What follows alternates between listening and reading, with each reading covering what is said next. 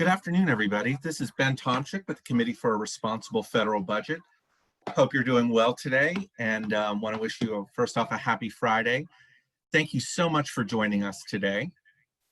Before we get started, a few housekeeping items. First off, we are recording this webinar for future use, and we are also live streaming it on Facebook. Additionally, we will be sending out the presentation from today's webinar on Monday. We hope you'll consider sharing it with your friends and on your social media networks. Additionally, we will be taking questions during or throughout the webinar. We encourage you to use the Q&A feature at the bottom of your screen. And please, we want to make this as conversational as possible, so we hope to hear from you. For today's topic, what we thought we'd do is Congress has adjourned for the weekend, and as I'm sure a lot of people have seen in the press, there's been a bunch of competing proposals about what the potential next phase of relief to address the COVID-19 pandemic may include. And so we thought, let's break down all the proposals and do a lay of the land, and to help us do so is my colleague, Marc Goldwein, who is Senior Vice President at the Committee for a Responsible Federal Budget. So first off, let me say thank you to Marc, who's actually doing this on his vacation day. So Marc, thank you so much for joining us, and I will turn this over to you.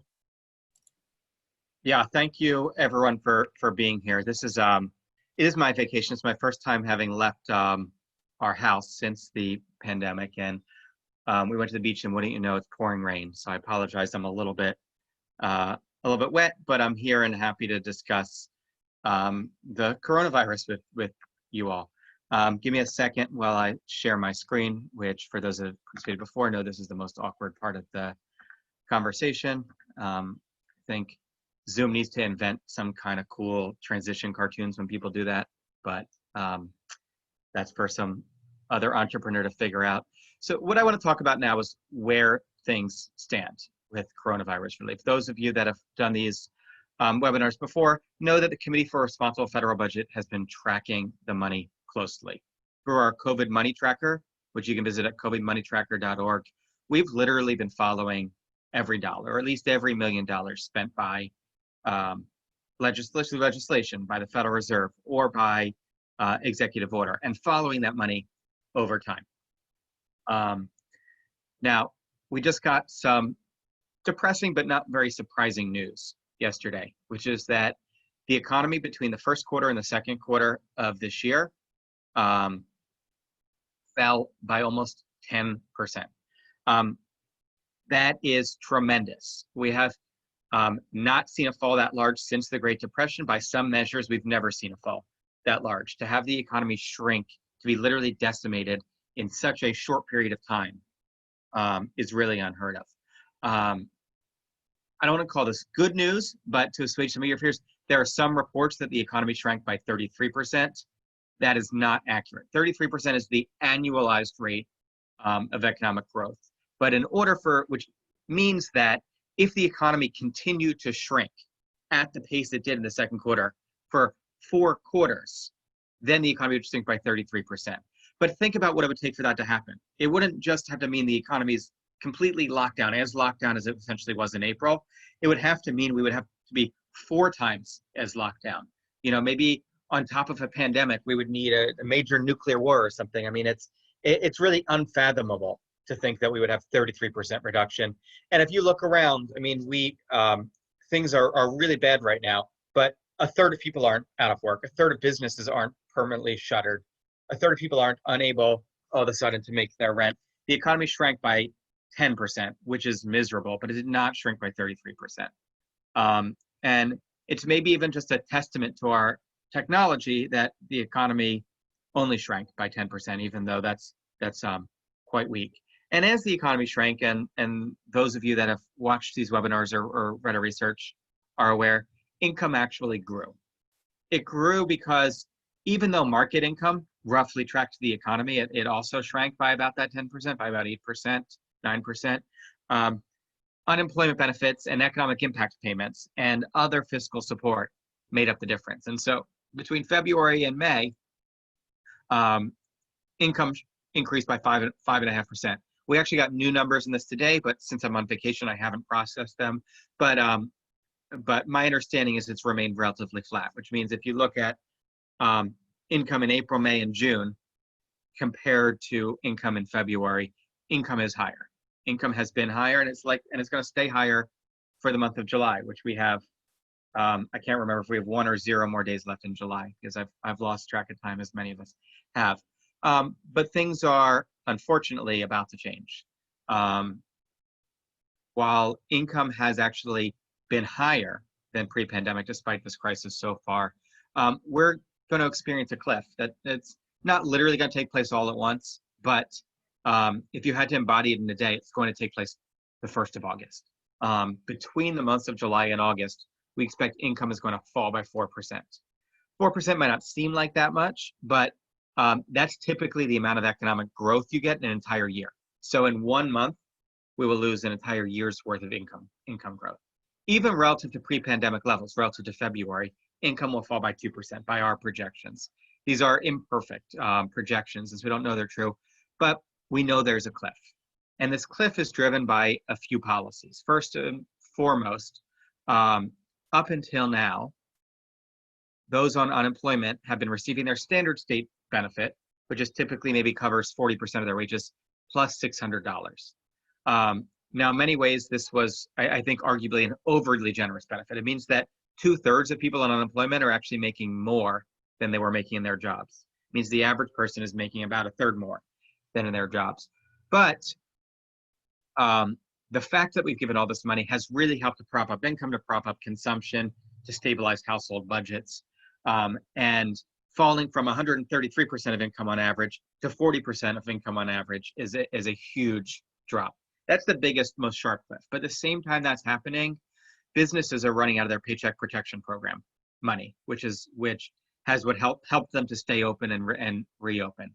States whose fiscal year ended about a month ago are furloughing more workers and turning some furloughs into layoffs, and then may even start considering tax increases during a deep recession because their budgets are in such bad shape. The economic impact payments, the $1,200 payments that most of us got, those are going to start to run out. And the virus is coming back. We're seeing this not everywhere, but we're seeing this in a lot of states. The virus is spreading, and states that have started their reopening process are in some cases freezing it or even reversing it. And so we face a rough August, a rough, sharp difference between July and August without legislation. In fact, we face a rough next 5 years. Even assuming that we effectively solve this public health crisis ultimately, by our projections, and these are based on the Congressional Budget Office, there will be an output gap of about $750 billion over the next 6 months, meaning that the economy operating at its potential would generate $750 billion more in economic activity than what the economy actually will generate. Over the next year, we expect that gap to be 1.2 trillion. Over the next 2 years, 2 trillion. And over the next 5 years, 4 trillion. I would ignore the 10-year number here because the further you project out, the harder this is. In fact, all of these are estimates, and they're going to be wrong, but we don't know if they're going to be wrong because things are going to be not quite as bad, or if they're going to be wrong because things are going to be worse. Either way, we know there's a tremendous output gap to fill. Now, it's not as if the government has not acted. These are our latest estimates. They change every day, but through legislation, Congress has committed about $3.7 trillion to support the economy, 3.7 trillion. And 2.2 trillion of that is already out the door. This is loans, Paycheck Protection Program money, economic impact payments, unemployment benefits, money to support hospitals, some money for states and schools, money for vaccines, but 2.2 trillion is out, tax cuts, 2.2 trillion is out the door. Meanwhile, the Federal Reserve, by coincidence, also has about 2.2 trillion out the door, combined of asset purchases and loans and special lending facilities, out of a possible 5.7 trillion. This isn't what they've said they will spend. It's what they've kind of said is a possible spending. And then administrative action by advancing Medicare payments and delaying tax payments and using emergency authority has committed another almost 500 billion and dispersed most of that, although some of that has now come back because we delayed tax season from April 15th to July 15th which has now passed. So there's a lot of money already out there. But I want to clarify, these output gap numbers, they're assuming that money is out there. So this is the output gap with that money. Without that money, these gaps would be larger, which suggests that if we want to use fiscal policy to close or reduce these output gaps, there's much more to do. Now, it's not necessarily the right policy to try to eliminate an output gap through fiscal stimulus. That's sort of a matter of of opinion and of empirical evidence. But I think one way you could think about what we want to do is we want to try to close the output gap. And we should understand there is no amount of money the federal government could spend today that would lift the economy's output today to its potential. Because as long as bars and stores are saying we're only going to be outdoors or we're at 25% capacity, as long as people are afraid to go outside and shop, it doesn't matter how much money you have, we can never get the economy at capacity. But in theory, we could fill the output gap so that the economic activity lost today is made up for in part today and over time. And so we could spend enough money in theory to cover that full $750 billion, not over the next 6 months, but over time. But how much we have to spend to achieve it depends on something called the multiplier. The theory of the multiplier is basically this. When the federal government spends $1, it could generate more than $1 of economic activity because they spend it on somebody that spends it on somebody that spends it on somebody and expands it. Or it could generate less than $1 of economic activity because the government spends it on somebody that saves it instead of consuming it. If the multiplier is exactly 1, meaning $1 of government spending generates exactly $1 of economic activity, we need $750 billion to get through the next 6 months. On the other hand, if the multiplier is 0.5, we would need 1.5 trillion. And if the multiplier is 2, we'd only need 400 billion. If you go to 1 year, 2 year, you can see all of these numbers. But the long story short of this is, depending on how cost effective our stimulus and our economic fiscal support is, depending on how high the multiplier, and depending on how long a window we want to cover, it could cost us as little as 300 billion and as much as 8 trillion to close our output gap, depending on, again, the time period and how well we spend. I also have this number down here, income gap. This represents not how much it would take to get output back to normal, but how much it would take to keep people's incomes whole. As you saw, output declined before income rose, and it's a bit less, but it starts to converge some over time with the output gap. The bottom line here is, depending on how good we spend, we need vastly different amounts of money to close the output gap or to reduce the output gap. But in any event, more money is needed. In any event, more money is needed to close the output gap. And more money is needed for specific things. These are areas where I think that there's not universal, but broad consensus that some support will be needed. Number one, for unemployed workers. So the position of Democrats is they want to continue the $600 benefit at least through January, and then possibly phase it down after that based on economic activity. The Republican position is that the $600 is too high, but they want to continue to offer some. And remember, this is on top of this is on top of standard benefits. So for a typical person, it's about $900. It's $300 if base benefits plus $600. So the Democratic position is basically, let's keep this full $900 for the typical person.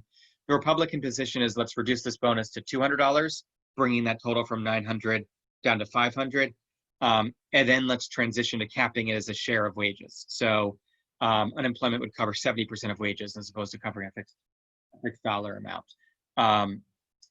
There are a lot of numbers between 600 and 200, so one would think they could come to agreement. But as of tomorrow,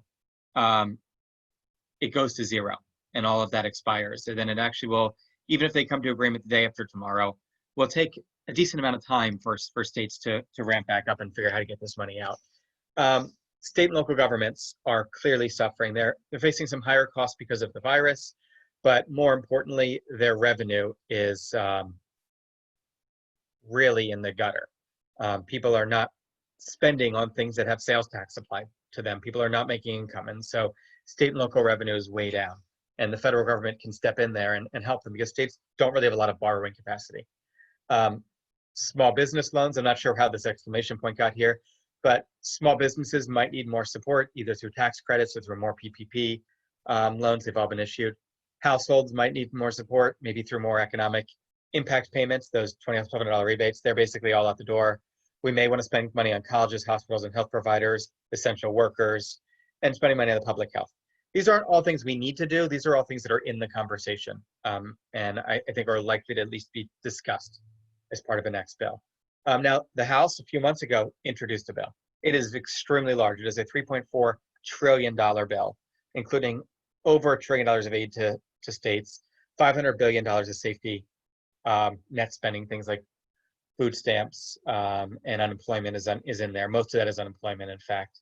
Additional rebates that are much more generous, more health spending, cuts to individual taxes. By the way, a big part of this is eliminating the state and local tax deduction. So there are a lot of smart, good, necessary things in the House Heroes bill. Eliminating the cap on the state and local tax deduction is not one of them. This is a huge tax cut to the very richest people in blue and red states, but especially blue states. That will result in no money to state and local governments and very little money to people that need to consume it. But bottom line, there's a lot of money in the HEROES Act, 3.4 trillion. Meanwhile, the Senate has the HEALS Act. This is much more scaled down by our estimates, and these are still rough. This would cost about $1.1 trillion. As I mentioned, they include that extension on unemployment benefits, but it's a $200 bonus. They would also have more economic relief payments. They have new tax credits and loans for small businesses, especially small businesses that retain workers and buy things like protective equipment. They have some modest spending for state and local governments for schools, but not really more generally. And then they have a few elements that won't require any money necessarily, but could still have an effect. They call for liability protection for schools and businesses, and they would include something called the Trust Act, which is something we're very keen on. That would essentially establish new rescue committees, bipartisan rescue committees, to come up with ideas to secure the Highway Trust Fund, the Social Security Trust Fund, and the Medicare Trust Fund. The idea here would not be to have deficit reduction today. Today we have more fiscal support, but to secure these trust funds over the long run, so that we have more stable long-term fiscal policy, and so that a 62-year-old today doesn't face the threat of a 25% benefit cut when they turn 73. There's a lot of similarities between these pieces of legislation, as you can see in this chart, but there's also a lot of differences, especially in the size, especially in how much they want to give to state and local governments, especially in the question of liability reform. And I think somewhat surprisingly to me on unemployment benefits. I say surprisingly to me because unlike some of these other ones, these unemployment benefits are sort of begging for a compromise. If one size, typically the way the legislation process works, if one side says 200 and the other side says 600, you compromise on 400. Or maybe if one side has more leverage, you compromise at 450 or at 350. The fact that they've let this expire rather than find some kind of deal they can both agree with is a surprise to me. So at this point, I'd love to take questions for a bit, and I thank you all for being on. Thanks so much, Mark. And just a reminder to everybody, if you do have questions, please use the Q&A feature at the bottom of your screen. We've already had a bunch of people write in, and so we'll get straight to it. Julian writes, if there's no agreement on unemployment relief payments in the next few days, do the payments completely stop? Is there a mechanism to restore missed payments? This is a great question. So I first should say every state is different, but even if there is an agreement today, in almost all states, if not all states, there will be at least a week or two of payments that don't completely stop, but go back to the prior law, which basically means you lose the plus 600. So for a typical person, that would mean that instead of your benefits being 900, you'd have a week or two that they were 300. Now, I also think that there is pretty broad agreement that whenever we do come up with a deal, it will be retroactive. And so once states can get the systems up, whatever that plus is that they agree to, whether it's plus 400 or 500 or 600 or 200, for whatever weeks you didn't get it, you will eventually get a retroactive test. But states are dealing with really antiquated computer systems and coding languages that predate the internet. These unemployment agencies were able to kind of limp along because they were servicing thousands of people a day, but now they're servicing millions of people. And they are having trouble enough processing claims, let alone changing the benefit amount. So letting the 600 expire means that even if we go exactly back to the old policy, there's going to be a reset period. If we try to do a new policy, say going to 500, that reset period might be a week or two longer. And if we try to do a novel policy, say capping at 70% of wages, that reset period will be longer still. That's one reason actually Senate Republicans, their preferred policy is to cap the total thing at 70% of wages. But what they said is that should not start for 2 months to give states time to plan. And then they create a waiver process to give states another 2 months, understanding that it's going to take some states 4 months to get this system where they have benefits based on percent of wages. It is really difficult to adjust these systems. Carl writes in and asks, how about extending the $600 payment until September or October, then paying UI at 100%, phasing this percent down based on the unemployment rate in particular states? Yeah, so that is what you're suggesting here is sort of a version of, that would sort of be a compromise between what the Democrats proposed and what the Republicans proposed.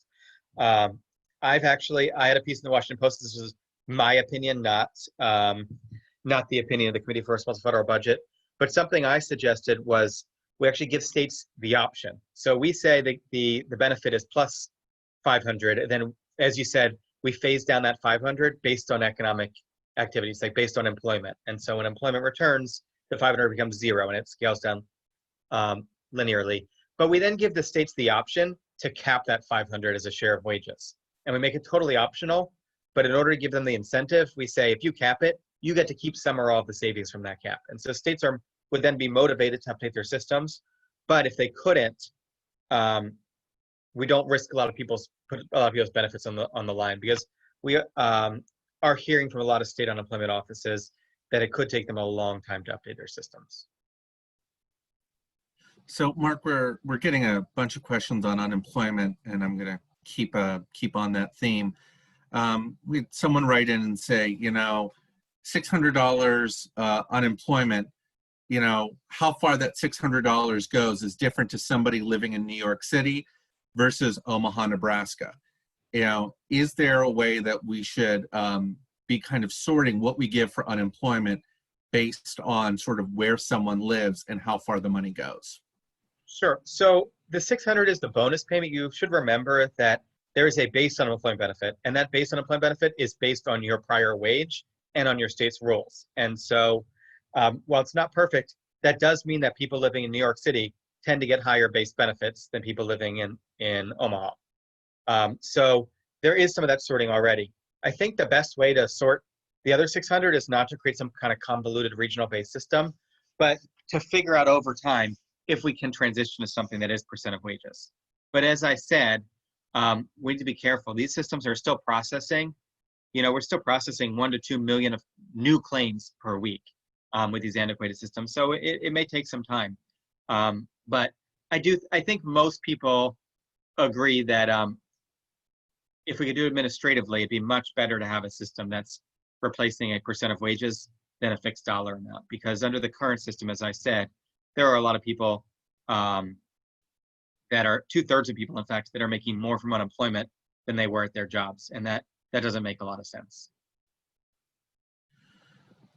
We have another question right in, and this one sort of ties into the appropriations process. Where does all of this fall regarding the appropriations process, the need to pass a budget, and other must-do legislative items before the election? So it's interesting. So in theory, these negotiations are outside of the appropriations process. I say in theory because some of the House bills, appropriation bills, have also kind of added in stimulus to them. And so what could happen is we pass some, and this happened to a very small degree in the Great Recession, but it could be bigger now. What could happen is that we pass some of this stuff through sort of bipartisan fiscal rescue legislation, and some of this stuff we start tacking on to appropriations bills, much past appropriation bills. I don't know. There's not going to be a budget this year. They have to pass appropriation bills, either continuing resolution or little appropriations. That could be by October 1. That's a long time to wait. to deal with a few of these things, like the unemployment benefits and what we're gonna do with the small businesses. But it may be that some of this stuff does end up riding on appropriations bills. We have another question. Someone anonymously sent this one in saying, regarding hazard pay, are public safety first responders and public health essential workers included in these bills, and what are being proposed for those essential workers? Yeah, I'd have to go back and look at the details, but the HEROES Act does include a hazard pay where basically for those workers and some other areas, grocers, et cetera, where the businesses are required to have a pay bump, and I believe they get a tax credit for either 100% of it or a very high percent of it, so that the federal government is covering that pay bump for hazard pay. The HEALS Act, the Republican Senate bill, does not include hazard pay, but what it does include is some tax credits for both retaining workers and for hiring unemployed workers, and for spending money on things like personal protective equipment for your workers. You're on mute, Ben. Sorry about that. We have John who writes in, what is, and I think this is appropriate, what is CRFB's call to action for today's attendees regarding what is going on? And I'll merge that with another question is, as we head towards the August recess in the campaign, what should people be talking to their lawmakers about? Sure. So, as you know, we are a debt group, an anti-debt group, if you will. We believe in fiscal responsibility. In normal times, fiscal responsibility means lower deficits, certainly lower deficits than what we have. These are not normal times. One of the key reasons that we advocate for low debt in normal times is so that you have the borrowing capacity to fight a recession, through supporting the output gap, closing the output gap, or to fund emergencies over time, like a pandemic. And so the borrowing we're doing right now, while it's tremendous, is by and large necessary. I'm not saying we're spending these dollars perfectly, we're certainly not, but the amount of borrowing we're doing overall makes sense given our current scenario. And as eye-popping as a $3.7 trillion deficit we're likely to face this year, and the 100% of GDP debt we're likely to face this year is, it makes sense in the context of where we are. But we know we can't continue this on forever. And so one of the pieces of the HEALS Act that we, the Committee for Responsible Federal Budget, really like is the Trust Act. The Trust Act is a bipartisan bill. The lead co-sponsors are Mitt Romney and Joe Manchin, but it has a number of members of the House and Senate from both parties on it. And all it says is we are going to start a process to have a bipartisan, bicameral conversation on the major trust funds. By our projections, the Highway Trust Fund is going to run out next year. The Medicare Trust Fund in 2024 and the Social Security Trust Funds in 2031. This is all very close. And the Trust Act can help create the process to have a conversation about how do we need to adjust spending? What kinds of new revenues do we need into these programs? And hopefully come out with recommendations that have broad bipartisan support that can save these programs for their own sake, and in doing so, actually can help improve our long-term fiscal path. So the long and short of that is support the Trust Act. Tell your member the Trust Act should be part of the legislation. It's not the most important thing we need to do for the economy today, but it is the most important thing in the legislation to deal with our medium and long term. And it should absolutely be a part of whatever we do next. And I would encourage those who are tuning in, if you want to learn more about the Trust Act, please go to the committee's website, crfb.org. Just published an updated analysis about the Trust Act earlier this week. For those who want to learn more, I encourage everyone to check it out if you have a chance, either later today or over the weekend. Want to go to a question from William, who is asking about the HEALS Act, and he says, for people who are unemployed and claiming unemployment insurance, will they see their checks increase by $200 and 70% of their wages? Okay, great question. So this is a replacement. So your current unemployment is your base state benefit, which varies a lot. Let's just say for a typical person is $300 plus $600, which means if you were unemployed last week, you got $900. Under the HEALS Act, that $600 would turn to $200. So you would get $500.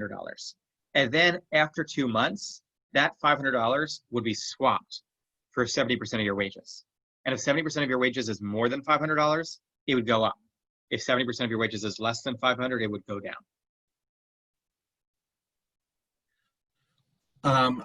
Mark, we did have someone say, you know, what is CRFB taking a specific position on either the HEROES Act or the HEALS Act? Absolutely not. Our view is that policymaking needs to be evidence-based. During the CARES Act, the #1 priority was to get as much money out as fast as possible to deal with the emergency. Since then, we've had 4 months to plan. And so this time around, we should get the money out smarter. That doesn't mean that every single dollar is going to be spent in the most absolute efficient way, but we need to do better than we did on a per dollar basis than in the CARES Act. And that's our position. Whether that means, you know, unemployment at 500 or 400, or switching to whatever percent, or including this or that, we're not weighing in on those level of details. What we are going to do is track the money at covidmoneytracker.org, and I encourage everyone to check out that website and get excited, because in just a few weeks we're going to have a brand new state-of-the-art covidmoneytracker.org, where you'll be able to visualize and sort and search and filter the money in all sorts of cool, interesting ways. And we will be sending a link out to COVID Money Tracker as well in the wrap-up materials on Monday. This is going to be final question for today, and it kind of goes into timing. You know, both the House and Senate have adjourned for the week. There was no compromise bill. One of the questions we've gotten from someone writing in is there a deadline for them to pass this? Normally, you know, with the budget, there's a deadline. With the debt ceiling, there's a deadline. But the only deadline seems to be that unemployment is running out. Are there other deadlines that we need to be aware of? And if so, what do we think about the timing of when we may see something pass? Right. So the right time to pass this legislation would have been in late May, before the end of the state fiscal year. The next best time to pass it would have been in, in late June. The right time to pass it has been in late June, before the end of most state fiscal years. The next best time would have been in late July, before this unemployment cliff.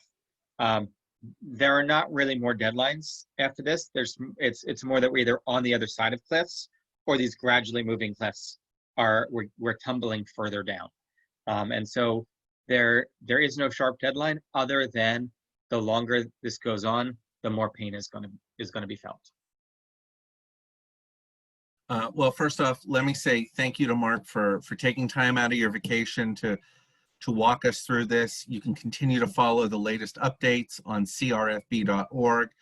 You can also check out COVID Money Tracker there, along with some analysis of the Trust Act.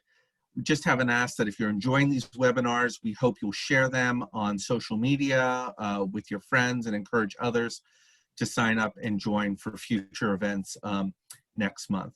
On behalf of everyone at the Committee for a Responsible Federal Budget, let me say thank you for joining us, and we look forward to seeing you on a future webinar. Take care and have a great weekend.